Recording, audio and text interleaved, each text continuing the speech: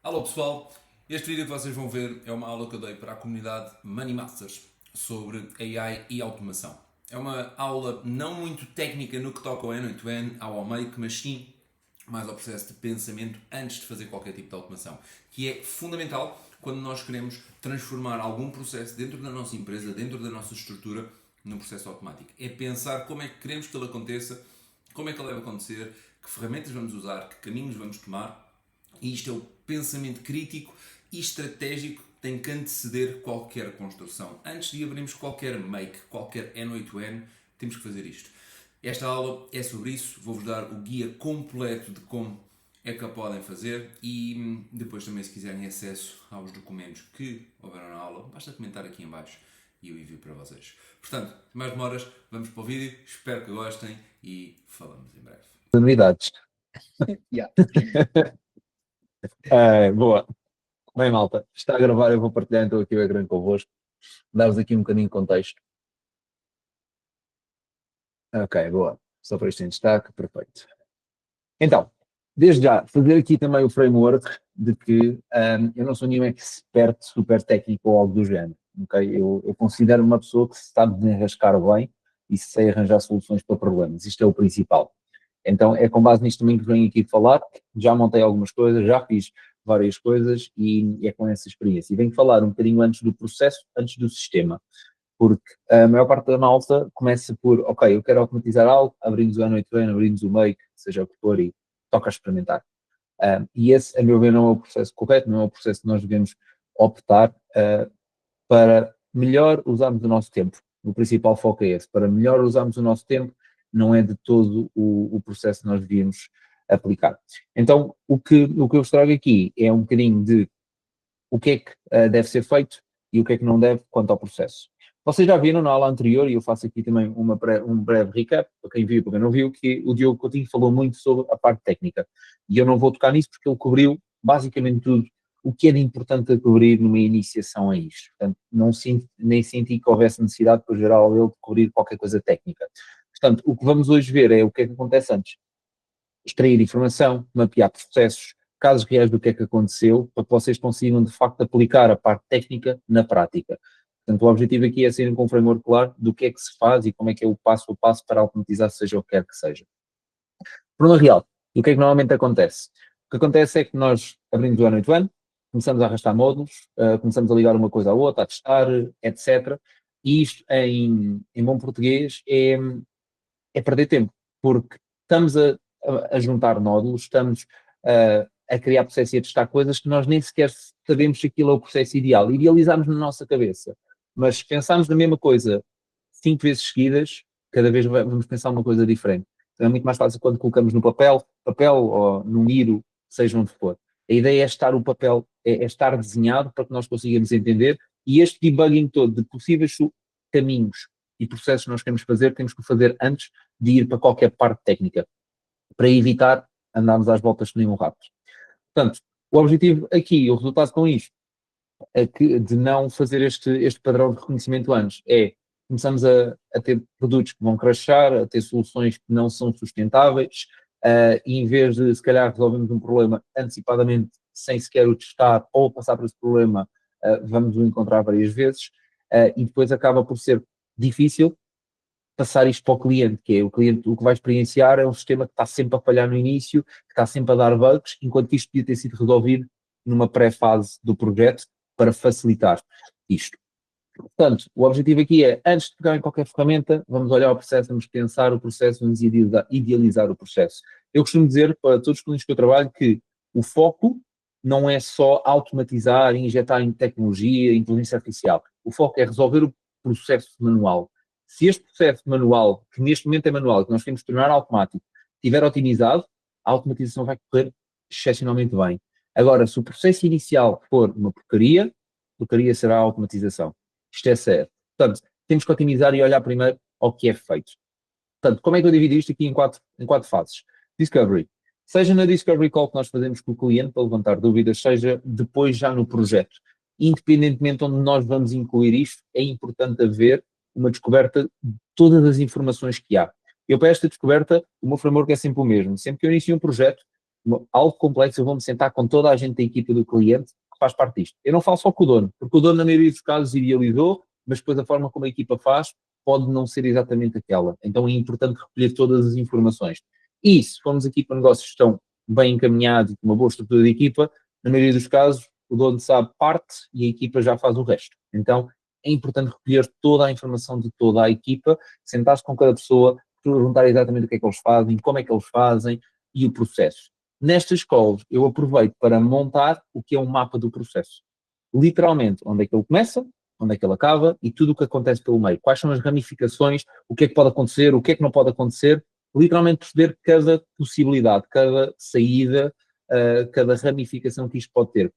Porque isto não só para o cliente vai ser valioso, porque vamos lhe apresentar uma compreensão bastante profunda do que é o serviço dele, o que é o produto e o processo dele, que mostra preocupação do nosso lado, mas também nos vai permitir planear e depois desenhar o sistema em si melhor, de forma mais accurate, de forma mais certeira.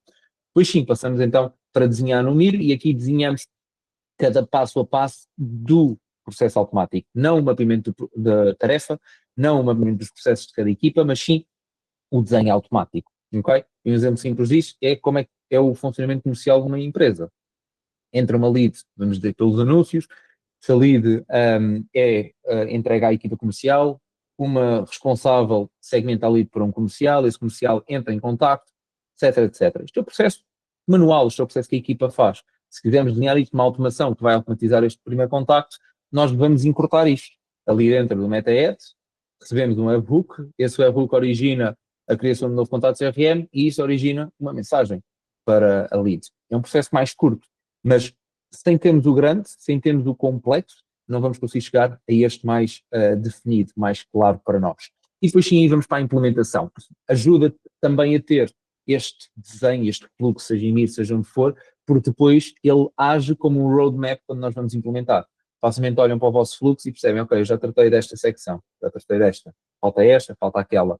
E facilita muito mais a vossa construção e a vossa compreensão do fluxo ao longo do tempo e enquanto estão a trabalhar com esse cliente. Este método pode parecer mais lento e se calhar demoramos mais tempo a entregar um projeto, mas na realidade depois vai poupar tempo para a frente, em evitar problemas, em se calhar temos que estar mais tempo a fazer debugging e dar mais suporte ao cliente porque o projeto não ficou pronto como devia. Isto basicamente vai agir como uma precaução mais à frente para não cometermos erros. Tão simples como isto. Como é que é esta fase da discovery? O objetivo aqui é recolher todas as informações e mais alguma. Do ponto A ao ponto Z. Não poupar a detalhes. Perguntar exatamente o que é feito, como é que é feito, que tipo de informação transiciona de um lado para o outro, onde é que a informação é colocada, onde é que a vão buscar. Tentar saber tudo do processo. Porque só assim é que vamos conseguir perceber que possíveis problemas vamos encontrar mais à frente. Porque se não perguntarmos tudo, depois estamos a montar, chegamos e temos uma variável que nós não a conhecíamos, ela aparece. E depois dificulta, aumenta tempo, temos que voltar a ir perguntar ao cliente, temos que voltar a sentar com a equipa dele, algo que podia ter sido resolvido logo no início. Saber também quem é que faz o quê. Normalmente, e se formos aqui para projetos mais complexos, várias pessoas vão ter várias tarefas, e é importante sabermos o que é que cada uma delas faz, qual é que é o papel, para também as preparar e gerir as expectativas delas quanto ao que é o sistema. Eu tive uma situação, foi dos meus primeiros clientes o ano passado, em que não gerimos bem as expectativas com a equipa, falámos principalmente só com o dono do negócio e apanhámos a equipa já muito tarde no projeto. As expectativas deles estavam completamente trocadas. Porquê? Quem lhes passou as expectativas foi o que nós passámos ao patrão. E isto é um bocadinho aquele jogo do telefone estragado. Nós dizemos uma coisa, eles podem entender isso, mas podem entender também outra coisa e passam depois um bocadinho dessa informação digerida. Podíamos ter atuado melhor com o responsável, sem sombra de dúvidas, podíamos ter gerido melhores expectativas, mas também podíamos ter sentado logo à primeira com a equipa dele e resolvíamos logo isto. Geríamos logo as expectativas e eles não iam achar que a ferramenta ia fazer uma coisa e depois não fazia isso, fazia de outra forma. Então é importante falar e saber responsabilidades de cada pessoa. Depois, com base nisto, e quando nós começamos a analisar todo o processo, vamos começando a perceber possíveis problemas que vamos ter e para os quais tentamos arranjar soluções, mas arranjamos logo no momento. Se eu estou a falar com uma responsável comercial, vamos dizer a pessoa que segmenta as leads, e eu encontro um problema onde da informação dela, de onde ela vem, seja a plataforma, seja o que for, eu não consigo extrair os dados todos que eu preciso, eu giro logo ali as expectativas com a pessoa. E digo que provavelmente este processo não vai poder ser automático, vai ter que ser manual por causa disto, isto, aquilo, ou então, em conjunto, arranjamos uma solução para o tornar automático, o que seja, mas é resolvido no momento e não é só depois, quando já houve expectativas criadas sobre o tal. Lá está. Quando algo corre mal, acabamos por ter também use case para mostrar, temos um background de informação que já validamos com o cliente e isto acaba por ser importante para conseguirmos validar possíveis erros no futuro, possíveis soluções a aplicar para pouparmos o nosso tempo. E depois lá está, as ferramentas já usam, isto pode ser resolvido com um formulário, pode ser resolvido com um e-mail inicial, seja o que for. Eu gosto de fazer logo nas calls, tentar ter o máximo de acessos possíveis, não estar aqui para trás e para a frente com acessos de um lado para o outro, tentar-me logo os acessos todos, APIs, fica tudo tratado. E se houver subscrições a ser feitas, são logo feitas, para garantir que mais à frente não há necessidade de nada disso acontecer. Basicamente, e aqui muito o que eu uso, que é tentar ir sempre ao porquê do porquê. É, ok, este processo acontece assim, mas porquê? Por causa disto. E tentar ir camadas e camadas para perceber de facto e com profundidade o que é que acontece, para conseguirmos encontrar a melhor solução possível para o cliente em si. Mapeamento com o cliente. Aqui eu gosto de abrir o Miro, é o que eu uso, podia ser um papel em branco, podia ser o que for, ou um whiteboard, e literalmente desenhar com o cliente. Isto foi-me passado já há uns belos meses atrás pelo Zor, e foi das melhores coisas que me foi dito para fazer, porque facilita imenso todo o processo. É literalmente abrir, ali 1-2 horas com o cliente a mapear os processos todos. E este ponto pode ser feito, lá está, numa demo call, pode ser feito quando já avançamos com o cliente. Não há de facto uma regra de eu só faço isto antes ou faço isto depois. Às vezes temos que fazer este processo para conseguir quer entender no negócio do cliente. Dou-vos um exemplo que me aconteceu ontem. Tive uma demo call com uma pessoa que por acaso já conhecia do mercado de fitness, é um grande estúdio de PT em Lisboa, mas para além de serem estúdios de PT, tem uma escola de formação e tem uma empresa de eventos. E ele chega-me à reunião, eu pensava que ele queria só falar do estúdio, mas chega-me à reunião a querer falar de tudo o resto. O que aconteceu? Nos 30 minutos que eu tinha ali com ele, que não tinha mais tempo, não consegui levantar quase nada. E comecei a perceber a complexidade de tudo o que existe para as outras empresas e os outros negócios que ele tem. Então, agendei uma reunião, 1 hora e meia, onde eu vou-me sentar com ele e mapear todos os processos. Claro que só estou a fazer isto porque sei que é uma liga qualificada em termos financeiros, qualificada em termos de necessidade, porque ele já falou comigo atempadamente sobre isto.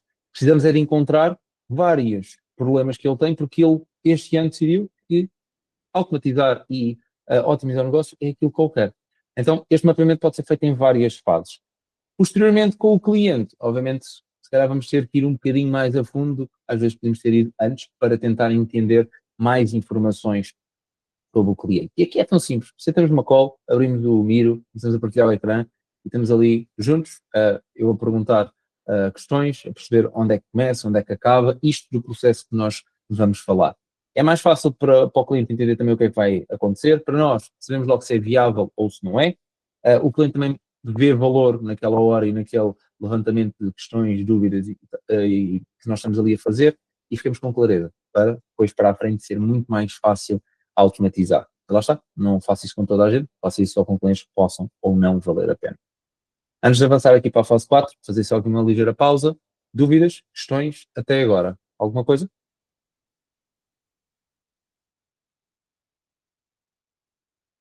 Esse pronuncia, portanto avançaremos. Fase 3, sessões de recolha com a equipa. Aqui, lá está, não falar só com o dono, okay? Falar também com quem executa, é muito importante.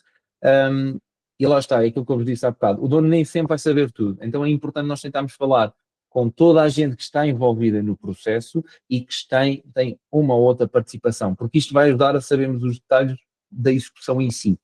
Por vezes o dono sabe a lógica, sabe a visão macro do processo, mas não sabe a visão micro, não sabe o que acontece no dia a dia ao detalhe. Então é importante. Tenho de marcar aqui sessões de 30 a 60 minutos com cada pessoa para fazer este processo e vou trabalhando dentro do mesmo quadro que depois comecei a construir com o dono. Tentar começar a montar as ramificações para entender o que é que faz parte daquilo e o que é que não faz. E depois de ter aqui esta informação toda, só aí é que eu começo então a parte técnica e a desenhar a solução própria para o cliente. Eu muitas vezes digo isto aos clientes que inicio, que é, no início eu faço um mapeamento geral do que é que dá ou não para fazer, Mas quando entramos no projeto em si, aí sim eu vou apresentar uma solução 100% adaptada ao que é a realidade, 100% adaptada ao que é a estrutura, ao que é os softwares que eles usam, para validar com o cliente se é exatamente aquilo ou não. Mais uma vez, gerir expectativas, logo numa fase early stages do projeto, para garantir que quando nós implementamos isto não dá raia. E isto foi um erro que eu cometi o ano passado. Montámos um agente de AI, nesta altura tinha um dev trabalhar comigo, montámos um agente de AI para fazer resposta a leads no WhatsApp e fazer a venda de um infoproduto. Quando o cliente falou connosco, disse, eu quero resposta toda a hora, quero que o agente responda e venda quando nós estamos a dormir, entre aspas. Mas ok, montámos todo o sistema, toda a estrutura montada. Chegamos mais à frente e ali na primeira semana do agente estar a trabalhar, o cliente vira-se para nós e diz, o agente não pode responder às 10 da noite, isso não é normal, então ele só pode responder das 8 da manhã às 8 da noite. E nós a pensar, pois, mas agora já montamos a estrutura toda assim. Ou seja, a lógica toda da construção do agente tinha que ser completamente mudada, é literalmente quase refazer o agente, porque tínhamos que criar um sistema de fila antes para a lógica que nós tínhamos. Então, se tivéssemos feito isto, que não foi feito, tínhamos evitado tudo isso, que era ter validado logo com o cliente o que é que vai acontecer e como. Isto, lá está, poupa imenso trabalho, imensas dores de cabeça e imenso tempo. Em quarto lugar, desenhar antes de implementar. Fazemos o desenho, sabemos exatamente o que é, cada bifurcação, cada possível problema, e como eu gosto de dizer, que é olhar para o desenho e pensar como é que isto pode falhar. Literalmente, não é? Ok, como é que isto pode dar, é como é que isto pode falhar. Ver exatamente o que é que nós podemos fazer para ele dar errado. Possíveis caminhos, variáveis, tipos de informação que vão vir que nos podem fazer o sistema falhar. Porque se nós começarmos a pensar como é que ele pode falhar, devemos arranjar problemas, arranjando problemas, é muito mais fácil arranjar soluções. Então, isto normalmente acontece, e contra mim falo, já o fiz, que é, eu estou a testar alguma coisa e estou a testar com um tipo de informação, mas depois, ao testar com esse tipo de informação, estou a testar com uma informação que está pré-formatada para o que eu montei, mas nem sempre a informação vem em si, assim, então é importante nós tentarmos preparar para falhar e, com base nisto, ajustarmos as coisas. Em cima disto, é importante também, logo desde o início, pedir ao cliente informação dummy, ou seja, informação que não, vamos dizer que é um CRM. Pedir logo ao cliente todos os dados que há no CRM, como é que eles estão, como é que eles são lá colocados, para que possamos testar com esse tipo de informação, porque vai ser o tipo de informação que mais vai haver lá e isto facilita. Um exemplo simples disto é como é que diversas plataformas formatam os números de telefone. Há umas que formatam com o número de mais antes, há outras que formatam e retiram o indicador do país, há outras que formatam, metem o indicador e espaços. Tudo isto vai impactar mais à frente. Estamos a trabalhar com um agente WhatsApp, determinadas APIs só leem se os números estiverem todos formatados num determinado padrão. Então, ter esta informação logo de início vai poupar imensos erros também lá à frente. Vai-nos poupar horas em debug e vai-nos facilitar. Para além disto, desenhar vai-nos também permitir depois subdividir um workflow gigante em sub-workflows. Porque por mais vir que seja desenhar, se calhar uma solução enorme, cheia de coisas, pode parecer fixe, pode ser giro e, ok, pomos tudo no workflow, mas depois a probabilidade de dar erro sobe. Quanto mais variáveis, maior a probabilidade de dar erro.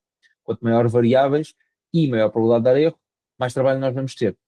Então, se nós dividimos aquilo em sub-workflows, é muito mais fácil. Eu posso ter um agente WhatsApp que me faz follow-up, agendamentos e vendas, mas também posso ter um flow para cada um. E assim, se eu sei que os meus agendamentos não estão a correr bem, eu sei exatamente onde ir ver. E não tenho que andar ali a ver em milhares de logs o que é que aconteceu e qual é que é o quê. Então, isto ajuda muito também aqui a nós conseguirmos otimizar o nosso tempo. Antes de passar aqui para os casos reais, tenho 2 casos para vos trazer. Dúvidas, questões sobre 4 fases que eu falei acima? Alguma coisa? Quando pensam? Verdade. Bem, não temos, portanto, avançaremos. Caso real. E agora vou partilhar também depois mais coisas aqui convosco. Aliás, deixem-me já mudar aqui o ecrã, que é para vocês verem exatamente o que eu vou partilhar. Esta janela. There we go. Boa. Caso real de onboarding. Só fazer aqui um bocadinho de contexto para vocês entenderem. Sistema de onboarding automatizado com uma agência de marketing digital. Okay? Sem estar aí muito por aqui, sei o caso de cor. Extrema agência de marketing perdia aqui 2, 3 horas por cada onboarding novo de cada cliente, em gerir no Pipe Drive, criar pastas, contratos, enviar e-mails, todo esse para trás e para a frente.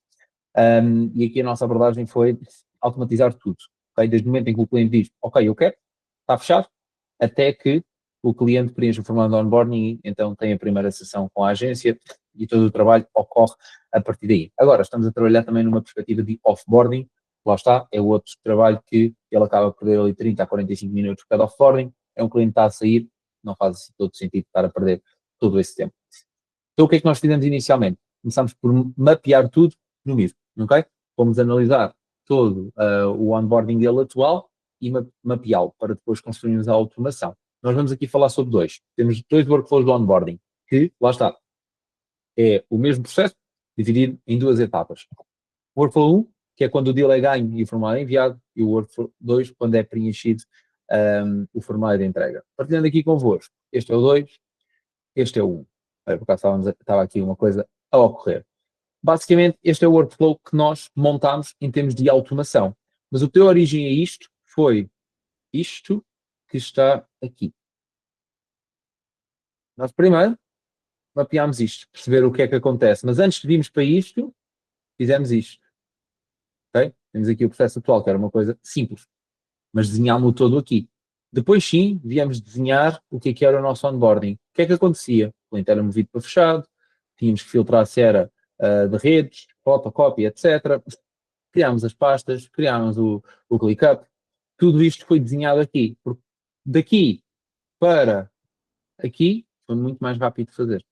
Porque já tínhamos tudo. Ao contrário de eu ter vindo aqui, se calhar ter andado aqui para trás e para a frente a perceber o que é que acontecia. E lá está, sem entrar aqui em grande detalhe, mas isto é um flow que vê os nossos deals no Pipedrive e faz aqui todo um trabalho. Se não existir, temos um fallback para enviar um e-mail à equipa dele. Se existir, vamos então ver que tipo de serviço é que é, como está lá no desenho, criamos as pastas, criamos o projeto no ClickUp e as tarefas. E aqui ainda enviamos um e-mail ao cliente. Ou seja, este processo foi fácil automatizar isto. Se calhar levou aqui 1 hora, 70, a construir este flow, porque antes nós desenhámos o que é que tinha que acontecer. Isto foi o principal. Da mesma forma, o onboarding 2 é um bocadinho mais extenso, porque o processo que acontecia na agência, eles recebiam informação do formulário do Google Forms do cliente, agarravam nessas respostas e iam colocar em novos chats individuais do ChatGPT para receber uma resposta, colocar num documento e enviar para o cliente. Então, o que nós fizemos foi tão simples como agarrar neste mesmo fluxo, nas respostas do formulário do cliente e criar uma análise de AI individual para cada um deles, que depois junta toda a informação num único documento, coloca no documento, coloca na Dropbox e envia para a equipa. E em vez de demorarem 2 horas neste processo, copiar e colar, andar ali para trás e para a frente, treinámos o agente, demorámos ali se calhar 2, 3 semanas com 3, 4 clientes novos que eles tiveram a afinar o tipo de resposta e agora demora 10 minutos, que é dado o tamanho do workflow que vocês veem aqui, que é uma coisa bastante grande, nem consigo mostrar tudo aqui no ecrã, mas é uma coisa bastante grande, e nós aqui não decidimos dividir por sub-workflows, precisamos de toda a informação aqui e não quisemos estar a colocar, se calhar num Google Doc e depois ir buscar outra vez. Então fazemos tudo de seguida, mas o formulário é preenchido e tudo de seguida ele vai analisando cada secção da análise de redes e depois coloca tudo no ficheiro e envia para o cliente. Este demorou bem mais tempo, mas foi possível de fazer e bem mais rapidamente e sem tantos problemas, porque primeiro fizemos isto e percebemos exatamente que tipo de informação é que ele quer, como é que a informação vem, de onde é que vinha, e com esse desenho conseguimos automatizar isto de forma muito mais simples, muito mais rápida. Pronto. Estes são aqui os dois workflows da agência de marketing em detalhe. Na realidade, foi desenhar no Miro, fazer o workflow no Make, fazer o workflow 2 no Make, está feito. Testes, debugging e foi posto live. Em termos de debugging, demorou-me ali cerca de uma semana, dado que tive outros temas anteriores a este, demoraram bem mais tempo, porque não houve este processo inicial a ser feito. Segundo sistema, o sistema de nutrição para um coach. Tem sales one-on-one a equipa dele todas as semanas. Aqui há mais pessoas com quem reunir. No caso da agência, eu apenas me reuni com uma pessoa, que era a pessoa que tratava disso, que era o dono do negócio, Neste caso, é diferente. Ele vende programas de IT, que tem mentoria, e tinha aqui muitas leads a chegar com o formulário do Typeform. Não havia processo nenhum. A equipa é composta por 3 pessoas, um comercial que faz as calls, uma pessoa que é responsável por garantir o agendamento dessas calls e garantir também que as pessoas comparecem, e depois uma pessoa que fazia recuperação e customer experience. Mas nada estava automatizado. Entravam, se fosse preciso, 50 leads numa semana, se 25 delas desaparecessem, nada acontecia. E ele veio ter connosco então, mesmo por causa disso. E o que é que nós fizemos? E aqui um bocadinho do sistema em detalhe. O sistema começa com um trigger do Typeform, verificamos se a lead existe, registramos no CRM, esperamos 3 minutos para ver se ela agendou, e depois há 2 caminhos mediante o tipo de ticket que a pessoa tem. E isto começou, mais uma vez, a reunir com a equipa. Nós, se não reuníssemos com a equipa, não conseguíamos fazer isto. E conseguimos desenhar isto. O verde foi o final, portanto, vou-vos mostrar aqui o outro primeiro. Nós, primeiramente, desenhámos tudo isto com o cliente. Bem, onde é que começa? Onde é que a tua lead entra? A tua lead entra aqui. Perfeito. Então, este é o início. O que é que acontece a seguir? E fomos desenhando. Como é que eu desenhei isto? Tinha isto em 3 fases. Primeiro falei com o responsável antes da lead chegar à reunião, que é uma pessoa que trata. E desenhei tudo necessário até esse momento. Até ao momento onde a pessoa vem para a reunião. Okay? Que é aqui. Até aqui desenhei tudo com uma pessoa. Da reunião para a frente, propostas e tudo mais, tudo com outra pessoa. Quem fazia a recuperação? Tinha com outra pessoa. Juntei todo o processo, recolhi toda a informação e chegámos a este produto final. A um diagrama simples de entender que para nós funciona para conseguir automatizar isto de forma bem mais rápida. Depois de ter isto tudo, foram 2 dias a montar, porque são uma série de workflows, dividimos tudo em sub-workflows, acho que no total são 17, se não me engano. Fizemos todas as validações e pusemos isto a andar. Demorou 3 semanas o projeto. Uma semana para recolher toda a informação, segunda semana para montar todo o sistema, fazer as nossas validações, terceira semana para entregar ao cliente e fazer testes. E depois oferecemos sempre 15 dias de suporte para ficar a falar com o cliente e fazer ajustes que sejam necessários. Mas tudo começou a desenhar aqui. E depois o cliente tem o produto final, digamos assim. Construímos sempre, e isto é uma coisa para vocês também, que é construir um fluxo inicial meio abandalhado. Quando vamos dar deployment para o cliente e temos que construir toda a documentação, é por algo assim. É por algo mais organizado para o cliente entender, e depois também já vos mostro um exemplo de uma documentação que eu crio para o cliente e como é que eu a crio para vos facilitar. Em termos do sistema em si, vou-vos mostrar primeiro este, depois já vamos ao outro, que é o sistema simplesmente de lead a entrar. E aquele sistema está aqui. Tudo aquilo que nós tínhamos ali está aqui. Temos a resposta, procuramos a nossa lead, vemos se existe, adicionamos ao Google Sheets, esperamos 3 minutos para ver se já agendou. Se não agendou, notificamos a equipa. Se não agendou e é pré-mentoria, ou seja, é um ticket mais baixo, esperamos 2 minutos para enviar uma mensagem personalizada com o vídeo e atualizar tudo no CRM. Se a pré-mentoria e não agendou também, enviamos aqui esta mensagenzinha logo direta, sem vídeo, mediante o ticket. Se agendou, temos outro fluxo. Tá? Simplesmente a dividir entre os tickets. Mas lá está. Isto possível fazer mais rápido porque conseguimos mapear todo o processo antes, para facilitar o entendimento. Em cima deste, e voltando aqui na apresentação, temos o segundo, que é um follow-up de proposta. A lead tinha 5 tipos de perfis que poderiam ter uma proposta. E em termos de objeções: financeiro, curioso, cético, timing ou que quer fazer sozinho. Juntamente com a equipa, idealizámos o que seria o fluxo ideal de follow-up, esse que foi desenhado aqui dentro. Okay?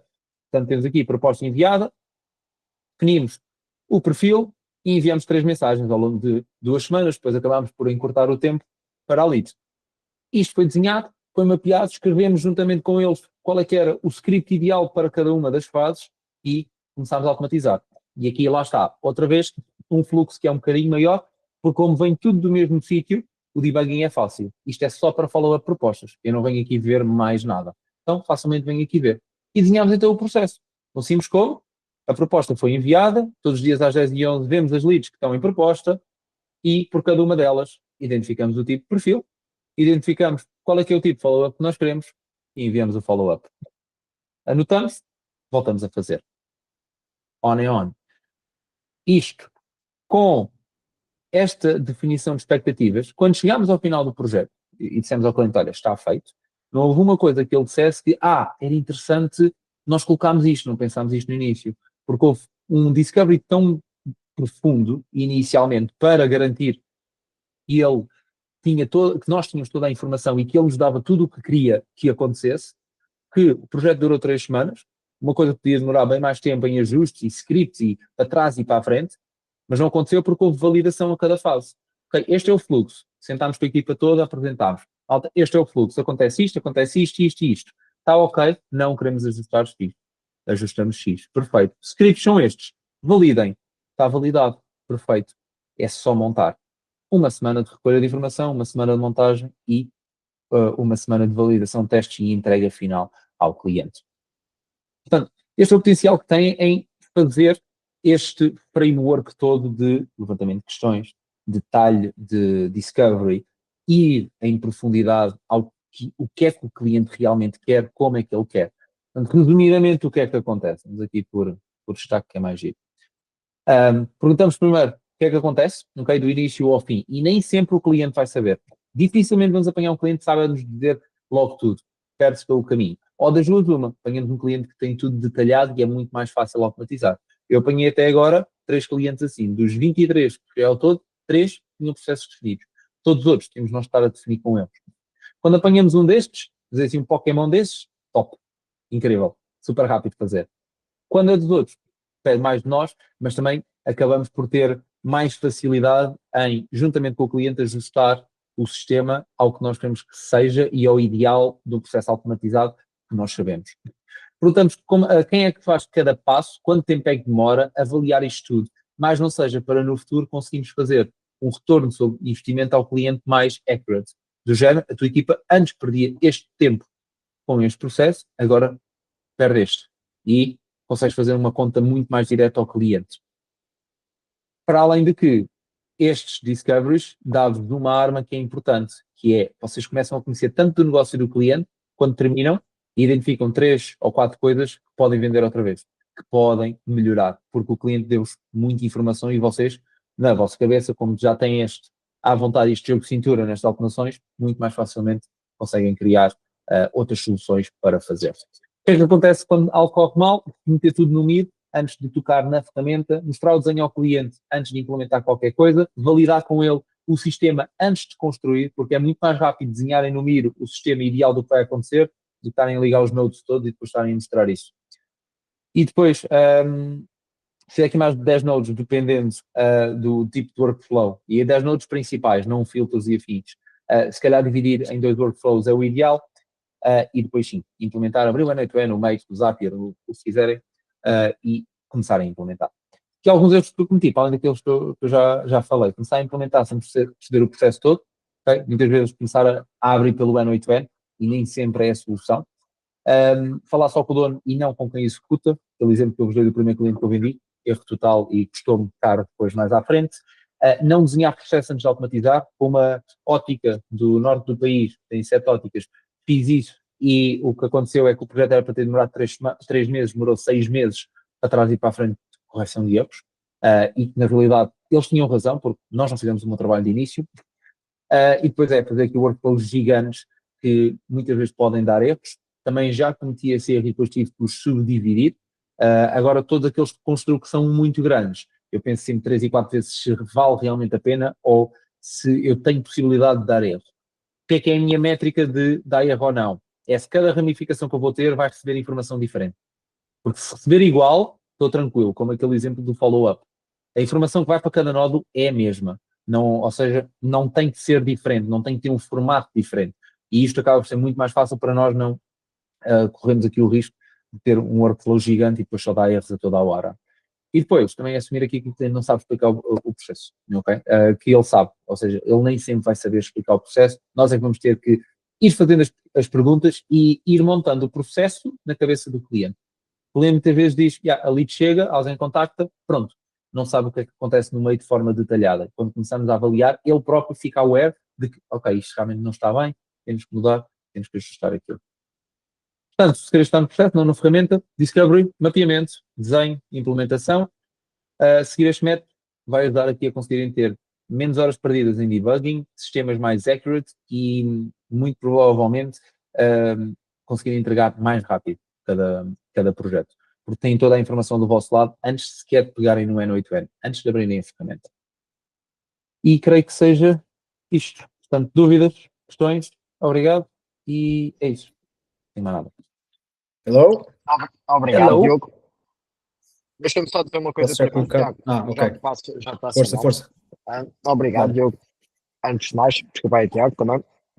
Uma das coisas que nós também já falámos, Diogo, que é quando, lá está, não dá em todos os clientes, mas é o caso que tu estavas a dar daquele PT da hora e meia, que é quando tu consegues apresentar o mapeamento antes de fechar, faz com que o feche e a tua taxa de conversão seja muito superior.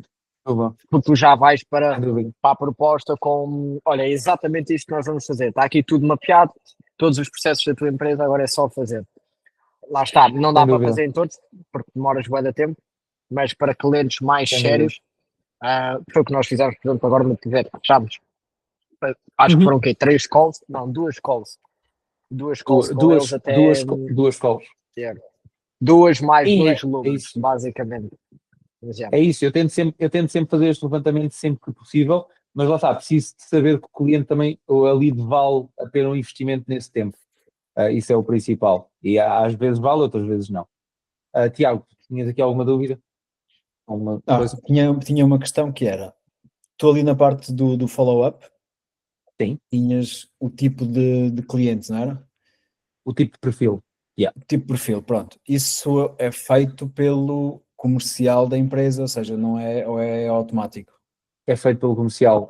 Naquele Miro que eu mostrei, está lá o node onde diz que o comercial, eu posso mostrar, o comercial identifica qual é que é. Se não me engano é aqui, Falcão define perfil. Porque ele é que faz a reunião, então ele faz a reunião, ele é responsável por definir qual é o perfil de objeção da pessoa e depois a partir daí segue. E isto é, lá está, é alterar no CRM, no Google, seja o que for. Sim. Ok, era isso. Eu acho que, imagina, não sei se é, pensando em quem está a assistir, não na minha parte, porque não estou na parte do desenvolvimento, quem está a assistir, se fará sentido, imagina, tu dares umas ideias, tipo, imagina, o de onboarding e imagina, os preços que praticas, ou quanto é que poderá ser praticado hoje em dia no mercado. Acho que seria interessante, imagina, já que a call terminou e quem está a assistir, se calhar poderia ser interessante. Boa pergunta. Eu aqui, e estes dois, o dos follow-ups foi precificado com base no ticket que ele vendia e o potencial de perda que ele estava a ter, contando com o potencial de ganho. Vamos ver, ele estava com um no-show de cerca de 50%. E nenhuma destas leads ia ser re-engaged, ou seja, ninguém ia atrás delas. Perdeu. Então aqui foi contabilizado ao potencial que ele tinha de ganhar. O ticket médio dele, se não me engano, era 5 ou 6 mil euros, uma coisa assim. E cobrei, neste projeto inscrito, cobrei 2.900 euros pelo projeto, entregue em 3 semanas. Porque fiz contas ao que é o potencial de ganho dele. Ele basta fechar um cliente a mais e está pago. Sim. E deste alguma previsão de, imagina, eles tinham 50% de no-show. Sim. Ou seja, explicando-lhe que ele bastava converter uma desses 50% que o investimento estava pago, mas imagina, em sales pitch, tu se calhar deste alguma hora, se calhar tu aqui com esta automação consegues ir destes 50%, consegues ir converter um terço. Não lhe dei nenhum número, porque ele disse-me que os 50% deles eram agora, e isto foi uma coisa que começou a acontecer, não acontecia, muito provavelmente porque ele começou a investir em anúncios para essas chamadas também, antes era tudo orgânico. Ou seja, perdes também alguma qualidade. Sim. Perdes qualidade, e eu também lhe disse isso. Agora, com este cliente em específico, eu não tive a necessidade disso. Primeiro, ele veio de referência. Ele percebeu logo o valor. E segundo, ele veio já a dizer, nós precisamos mesmo de automatizar isto porque nós estamos a perder leads.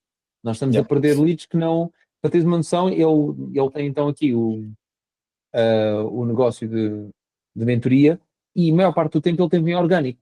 Ou seja, ele não tinha nenhum investimento para aquilo. Então vinha tudo da marca pessoal dele, que é grande. Agora, passando a investir, ele começou a perceber que estava a perder dinheiro, não é? muitas leads que entravam e depois não eram re-engaged. E o objetivo aqui era poupar tempo à equipa dele, porque o comercial dela às vezes fazia 8 reuniões num dia, 8 reuniões de 1 hora, e não tinha tempo para andar nisto. E a outra pessoa que fazia o pré-call tinha outras tarefas para fazer também. Então, ele já veio com a necessidade de isto tem que mudar. Então não foi preciso fazer esse tipo de pitch. Da mesma coisa, no sistema de onboarding, também não foi necessário, porque ele próprio chegou para mim e dizer, eu estou a perder 3 horas com cada onboarding. O pitch foi, nós conseguimos reduzir isso para 10 minutos. E ele facilmente entendeu o que aconteceu. O de onboarding, o valor está diluído porque foram 3.000 euros por várias coisas que nós fizemos, não fizemos só uma. Portanto, Sim, aqui era para o resto, três para o meses. resto das pessoas perceberem, não o valor, tipo, imagina, e agora ficaram na cabeça e vamos por agentes, vamos por a 2.900 euros, não, mas pela estratégia, de como é que se mostra ao cliente, ou que ele fica a perceber o real valor do que lhe estão a apresentar. Ou seja, é pelo que ele está a perder ou não ganhar. É muito por isso, é pelo que ele não está a ganhar, ou está a perder, sim, tempo, horas, dinheiro, tempo da equipa, seja o que for. É isso. Obrigado Eu pelas tinha aqui perguntas. estas duas questões. Mais alguém? Fala. Next Agent, eu não sei o nome, só está a aparecer Next Agent. É o Paulo Seixas, tenho que mudar aqui o nome. Paulo, tudo bem? Viva. Diogo, parabéns aqui pela apresentação, foi muito fixe. Uma pergunta, quando o cliente não tem os processos ainda definidos e mapeados e tu ajudas a definir esses processos, tu tipicamente refletes isso no preço da proposta ou já tens essa ideia? Honestamente vai depender do quão complexo vai ser o projeto. Se for uma coisa que eu vejo que é simples, eu incluo sempre, e todas as propostas que eu envio, incluo sempre levantamentos de informação. E esse levantamento eu contabilizo sempre de 1 a 3 horas, dependendo do tamanho da equipa. E mesmo que seja necessário fazer esse mapeamento de processos, eu faço esse mapeamento durante as calls com a equipa. Ou seja, eu não quero estar a alocar tempo off-call para estar a fazer isto. Então tento sempre fazer com eles lá. Portanto, vai variar muito a complexidade. Se for uma coisa muito complexa, provavelmente vou afetar o orçamento por conta disso, porque sei que vai-me custar muito mais horas, tempo e energia para o fazer, versus um processo que é simples e que eu provavelmente em 3 calls consigo fazer. Mas aí vai depender muito da complexidade. Não é uma resposta que eu consiga dar sim ou não. Sim, ok. E eu sei que esta call não é técnica, mas deixa-me só fazer aqui uma pergunta. Tu normalmente nos teus workflows crias mecanismos de monitorização de erros para seres notificado, ou seja, para teres aquele controle e paz mental que entregaste aquilo ao cliente, mas sabes que a qualquer momento, se houver erros, que existe ali um mecanismo qualquer de alertas, ou por e-mail, ou whatever. Para mim não, para o cliente sim. Eu saio do projeto. Não quero estar a receber notificações do mesmo. Se mantenho no projeto, as notificações ficam para mim. Se não me mantenho no projeto, o cliente tem normalmente uma notificação ou um WhatsApp ou um Slack, depois dependendo de onde é que o cliente está, para facilitar essa coisa. Não tenho o registro de logos, até agora não incluí. Pode ser uma coisa que faça sentido colocar, um dashboard que seja, mas normalmente meto só uma notificação. Fallback qualquer. Ok. E qual é que é a tua experiência no sentido em que entregas o projeto? Falaste há pouco que tinhas ali aquele período de 15 dias para dar suporte. Esses 15 dias estão incluídos no preço da proposta, não é? Estão incluídos. E depois, se mais tarde se vier a ver que de facto existem problemas, isso abre porta também para eles pedirem, por exemplo, mais suporte, mais um pacote de horas ou o que seja.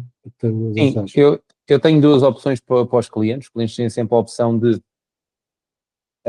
ou entram num banco de horas e há uma tabela de preços em que eles têm um banco de horas e vai sendo descontado, ou então têm 3 opções de mensalidade. Essas 3 opções de mensalidade, cada uma oferece determinado nível, não é suporte, todos oferecem suporte, uma oferece só suporte, outra oferece suporte e otimizações, outra oferece suporte, otimizações e novas implementações. E dou-lhes a escolher. Mas é uma coisa que eu nunca deixo o cliente dependente obrigatoriamente de mim. E isso está lá colocado, que o cliente não fica obrigatoriamente a depender de mim para operar o sistema a longo prazo. Pode operar ele mesmo, obviamente, vai ter que se calhar ter alguém que conheça um bocadinho da parte técnica lá dentro. Não dá para dizer que não. Mas ele fica com a documentação toda a explicar como é que tudo funciona para que não haja qualquer tipo de dúvida. Eu dou-vos um exemplo, eu era para mostrar, para esqueci, um exemplo aqui de uma documentação. Deixa-me só ir para aqui, é isto. Eu criei os documentos todos, toda a documentação, tudo o que é parte técnica, não técnica, acessos. Este documento tem 56 páginas. É para aquele processo de nutrição de agendamentos. E está tudo aqui. Portanto, se ele tiver alguém técnico na equipe que precise de fazer, basta vir aqui, pesquisar pelo nome do flow e aparece tudo como é que funciona. Okay? E está tudo aqui. E para alavancar o meu tempo também a criar isto. É tão simples como um Cloud Project e pôr para lá dentro o JSON e as minhas indicações. Já está. E essa questão da manutenção, das opções que lhes dás, tu deixas aberto ele poder não escolher já nenhuma opção e mais tarde pedir. É isso. Okay. Sim, lá está, ele tem os 15 dias de suporte, está incluso sempre após a implementação. Após os 15 dias, ele escolhe se quer ou se não quer. Se não quiser, tudo bem, fica do lado dele, mas se vier com algum pedido de suporte, vai ter que escolher uma ou outra. Okay. Tá. Tem sempre essa opção. Tá, obrigado. Nada.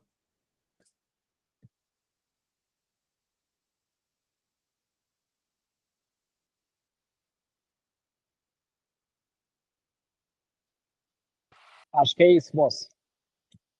É isso, Está né? entregue.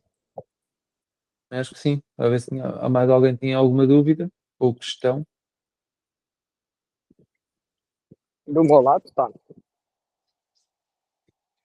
Malta, alguém alguma dúvida, questão? Não? Estamos por aqui. Não, mete lá depois, se calhar, além da gravação, o link da apresentação. Pode dar jeito, não para a malta só ver os slides. Eu já mandei para o Vedor o PDF, é só ele fazer o upload. Eu meto isso depois no School. Também já te mando a gravação, Vedor, depois quando ela chegar ao meu... Tudo tranquilo. Eu também, quando chegar a Lisboa, disponibilizo isso. Já tenho o meu sítio para trabalhar. Muito bem. Então, olha, Alright. malta, quero-vos agradecer o tempo aqui e seguimos juntos. Obrigado, Diogo. Um abraço. Obrigado, Diogo. Bom